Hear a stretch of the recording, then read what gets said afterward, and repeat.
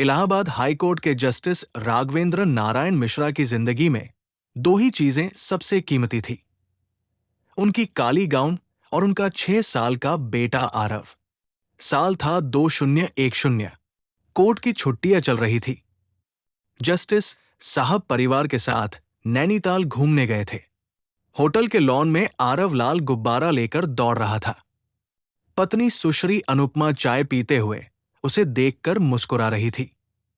अचानक गुब्बारा हवा में उड़ गया। आरव उसके पीछे भागा। लॉन के बाहर सड़क थी। एक ट्रक आया, ब्रेक की चीख-चक और फिर चीख।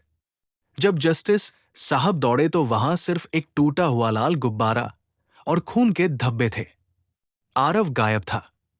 ट्रक ड्राइवर ने कसम खाई कि बच्चा ट्रक के नीचे नहीं आया, बस गायब हो गया। पुलिस ने केस दर्ज किया, सीबीआई को सौंपा गया, पर 15 साल बीत गए, कुछ नहीं मिला।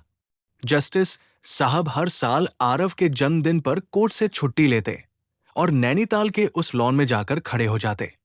अनुपमा की तबीयत खराब रहने लगी। उन्होंने दवाइयां छोड़ दी। 3 साल पहले वे चल बसी। अंतिम शब्द थे, आरव को ढूंढ लेना। 2025 का दिसंबर था। ठंड अपने चरम पर। इलाहाबाद की सड़कों पर कोहरा छाया रहता। जस्टिस मिश्रा अब रिटायर हो चुके थे। काली गाउन अलमारी में टंगी थी, पर दिल में आज भी वही दर्द। उस दिन उन्हें सिविल लाइन स्थित अपने पुराने मकान से हाईकोर्ट जाना था। एक पुराना केस था जिसमें उन्होंने खुद याचिका दायर की थी, अपने ही बेटे की गुमशुदगी की दोबारा जांच के लिए। ड्राइवर छुट्टी पर था। उन्होंने खुद गाड़ी निकाली, पर कोहरे में कुछ दिख नहीं रहा था। गाड़ी अचानक रुक गई। सामने एक रिक्शा था। रिक्शे वाला जोर से चिल्लाया, अंधे हो का साहब, मार डालोगे का? जस्टिस साहब ने शीशा नीचे किया और बोले, माफ करना भाई, कोहरा है। रिक्शे वाले ने रिक्शा साइड किया और पास आया। उसकी आवाज में कुछ अजीब सा था, टूटी फूटी हिंदी, पर लहजा बेहद साफ। चेहरा ढका हुआ था मफलर से, सिर्फ आंखें दिख रही थी, गहरी उदास आंखें। जस्टिस साहब ने पर्स निकाला और 100 का नोट बढ़ाया। ये लो, परेशान करने के लिए। रिक्शे वाले ने नोट नहीं लिया। उसने सिर्फ देखा, लंबा देखा, फिर धीरे से बोला, साहब, आप जस्टिस मिश्रा है ना? जस्टिस साहब चौंके। हां, पर तुम्हें कैसे पता? मैंने आपका फोटो अखबार में देखा था, बहुत साल पहले, जब आपका बेटा गायब हुआ था। जस्टिस साहब का दिल जोर से धक से रह गया। वे गाड़ी से बाहर निकले। ठंड में भी पसीना छूट रहा था। तुम्हें कैसे पता उस बारे में? रिक्शे वाला चुप रहा। फिर उसने मफलर नीचे किया। चेहरे पर पुराना निशान था, ठीक वही जगह जहां आरव के गाल पर जन्म से एक तिल था। जस्टिस साहब के पैर कांपने लगे। आरव? उनकी आवाज फटी। लड़का सर झुकाए खड़ा रहा, फिर धीरे से बोला, पापा। जस्टिस साहब उसे सीने से लगा लिए। दोनों सड़क के बीच में खड़े रोते रहे। कोहरा और गहरा हो गया था।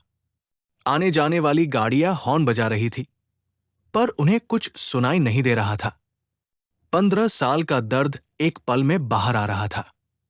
फिर आरव ने बताया, उस दिन ट्रक से बचने के लिए वो सड़क पार कर दूसरी तरफ भागा था।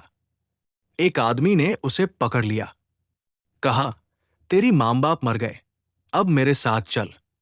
वो बच्चा था, डर गया। उसे लखनऊ ले जाया गया, एक भिखारी गिरोह के पास। नाम बदल दिया गया, छोटू। दिन भर भीख मंगवाई जाती, मार पड़ती। 5 साल बाद वो भाग निकला, पर कहा जाता, कोई पता नहीं। उसने रिक्शा चलाना सीखा, नाम रखा अवधेश।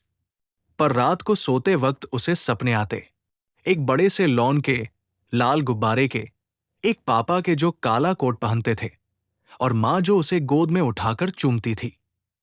उसने कई बार कोशिश की याद करने की, पर सिर्फ चेहरे धुंधले थे। फिर एक दिन उसने अखबार में जस्टिस मिश्रा का फोटो देखा। पुराना केस फिर से खुला था। उसने पहचान लिया, पर डर लग रहा था। क्या सच में वे उसके माता पिता हैं? क्या वे उसे अपनाएंगे? एक रिक्शे वाला बेटा?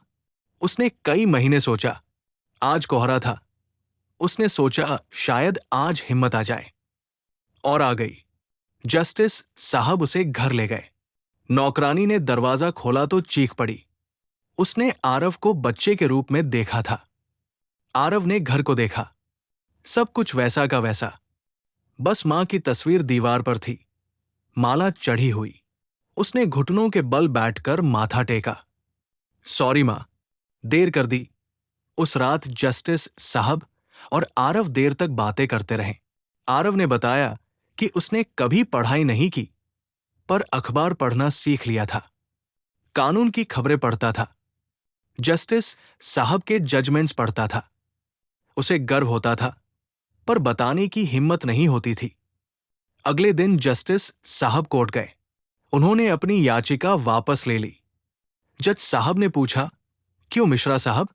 इतने साल बाद भी उम्मीद नहीं छोड़ी थी आपने। जस्टिस मिश्रा मुस्कुराए। मिल गया साहब, मेरा बेटा मिल गया। कोर्ट रूम में सन्नाटा छा गया। फिर तालियां गूंज उठीं। आरव को घर लाकर जस्टिस साहब ने उसे नहलाया, नए कपड़े पहनाए, उसकी दाढ़ी कटवाई। फिर उसे अपने सामने बिठाकर बोले, अब तुम पढ़ोगे लॉ, मैं खुद पढ़ाऊंगा। मेरे बाद ये गाउन तुम्हारी है। आरव रो पड़ा, पर पापा, मैं तो रिक्शे वाला हूं। जस्टिस साहब ने उसका माथा चूमा। नहीं बेटा, तुम जस्टिस राघवेंद्र नारायण मिश्रा के बेटे हो। और ये गाउन सिर्फ कपड़ा नहीं, जिम्मेदारी है। तुमने 15 साल सड़क पर जिम्मेदारी निभाई है, अब कोर्ट में निभाओगे। आज आरव लॉ की पढ़ाई कर रहा है। दिन में कॉलेज, रात में पापा के साथ केस फाइलें पढ़ता है। कभी कभी पुराना रिक्शा निकालता है और मोहल्ले के बच्चों को फ्री में घुमाता है। कहता है, ये मेरा पहला कोर्टरूम था। यहां मैंने इंसानियत का सबसे बड़ा सबक सीखा। और जस्टिस मिश्रा अब रिटायरमेंट के बाद भी मुस्कुराते हैं, क्योंकि अब उनकी काली गाउन अलमारी में अकेली नहीं टंगी। उसके पास एक जोड़ी जवान हाथ है, जो एक दिन उसे फिर से पहनेंगे। और नैनीताल का वो लाल गुब्बारा? आरव ने एक नया लाल गुब्बारा खरीदा। उसे छत पर उड़ाया। इस बार वो ऊपर नहीं गया। आरव ने डोरी पकड़ रखी थी। बोला, अब नहीं भागेगा, अब घर आ गया है। ऐसी ही कहानी सुनने के लिए चैनल सब्सक्राइब करें।